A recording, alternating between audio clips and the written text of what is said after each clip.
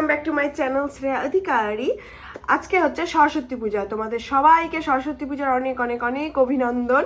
তোমরা তো জানেনই সরস্বতী পূজার দিন চাকরিগুলোর এক্সাইটমেন্ট কেমন হয়। তো তোমার হাতত হলদি লাগিয়েছে, যাই হোক। তো সরস্বতী পূজার দিন মুই অনেক এক্সাইটেড হয়ে আসং, কারণ আজি মুই সাজিম গুজিম শাড়ি পিন্ধিম ঘুরি যাইম স্কুলত যাইম, যে স্কুলত অনেক দিন আগত পাস আউট হয়ে গেছং সেই স্কুলত যাইম, কলেজত যাইম, কলেজ থেকেও পাস আউট হয়ে গেছং তারপরে কলেজ যাইম। তো সেই এক্সাইটেড হয়ে আসং। আর সরস্বতী পুজোর দিন সকালবেলা উঠিয়ে মোর হচ্ছে একটা স্পেশাল কাজ, সেটা হল হলদি বাটা। তো মুই এলা হলদি বাটি ধরছু, তোমরা দেখি নাও কেমন করি মুই হলদি বাটং। এই যে মোর হলদি বাটা এলাও কমপ্লিট হয় নাই, মুই বাটিম। যাই হোক, হলদি বাটিয়া স্নান করিম। তোমরা সাথে থাকো, সঙ্গে থাকো। সঙ্গে না থাকলে দেখির পাবেন না, মিস করে যাবেন অনেক কিছু। তো তোমরা সাথে থাকো। গাইস, আমার হলুদ বাটা কমপ্লিট। এখন আমি স্নান করতে যাব, কিন্তু স্নান করে এসে ব্লগটা শুরু করব, কারণ আমি তো আর তোমাদেরকে স্নান করা দেখাইতে পারবো না কিছু কিছু ব্লগারদের মতো। এর জন্য আমি স্নান করতে যাব। হ্যালো গাইস, আমার স্নান করা অনেক আগেই কমপ্লিট হয়ে গেছিলো। আমি ভাবছিলাম যে স্নান করে তারপরে আমি তোমাদের সাথে ব্লগ কন্টিনিউ করব, কিন্তু ব্যাপারটা হয়ে গেছে যে আমি স্নানের যখন বাথরুমে, তখনই আমি এই মন্ত্রের আওয়াজ শুনতে পারছি যে পুরোহিত মন্ত্র বলতেছে, অঞ্জলি দেওয়ার জন্য সবাইকে ডাকতেছে। তাড়াহুড়া করে রেডি হয়ে আগে অঞ্জলি দিয়ে আসলাম, তারপরে এখন তোমাদের সাথে কথা বলতেছি, মানে ব্লগ কন্টিনিউ করতেছি এখন।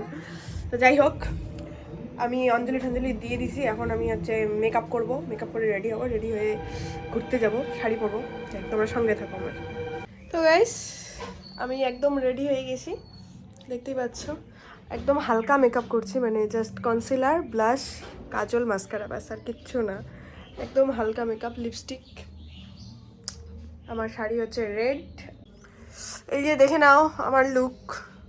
শাড়িটা পরার পরে একটু মোটা লাগতেছে আমাকে, কিন্তু কি করা যাবে, চলো শাড়িটাই ওরকম।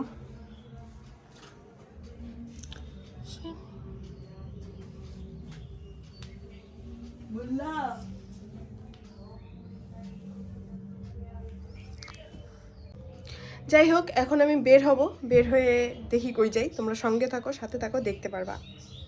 আমি এখন এভেনশিল কলেজে চলে এসেছি। এভেনশিল কলেজ থেকে আমি আমার গ্র্যাজুয়েশন কমপ্লিট করেছি। এর আগে আমি মরীন্দ্রনাথ হাই স্কুলে গিয়েছি। তোমরা অনেকেই আমাকে জিজ্ঞাসা করো আমি কোন স্কুল থেকে পড়েছি, কোন কলেজ থেকে পড়েছি। তো আমি তোমাদের জন্য বলছি, আমি মরীন্দ্রনাথ হাই স্কুল থেকে 12th পাস করেছি এবং গ্র্যাজুয়েশন কমপ্লিট করেছি এভেনশিল কলেজ থেকে। আর যাদেরকে দেখাচ্ছি আমি এবার পুজোটা, মানে সরস্বতী পুজোটা, তাদের সাথেই কাটিয়েছি। আমার একটা খুবই বাজে স্বভাব আছে, চেনা নাই জানা নাই বাচ্চা দেখলেই আমি খচা শুরু করে দিই। সেদিনও তাই হয়েছে, বাচ্চা দেখেই খচা শুরু আমার, কিন্তু বাচ্চাটা আমাকে পছন্দই করে নাই।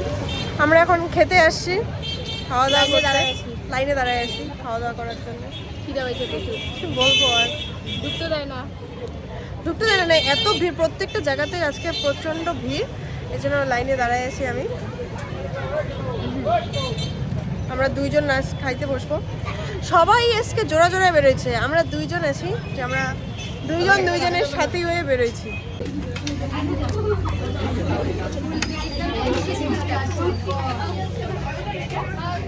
বাহার দিয়ে খাইতেছি।